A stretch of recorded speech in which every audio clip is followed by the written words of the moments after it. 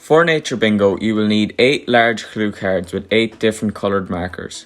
Divide the class into groups of 3 and 4 and give each a team bingo card. Without letting the children see, hide the large clue cards at different spots around the yard, with a different coloured marker at each spot. Each team must then try and find each large clue card and cross it off on their team card using the marker at each station. To stay fit and healthy, it's important to try and eat 5 or more fruit and vegetables a day, and the more colour on your plate, the better.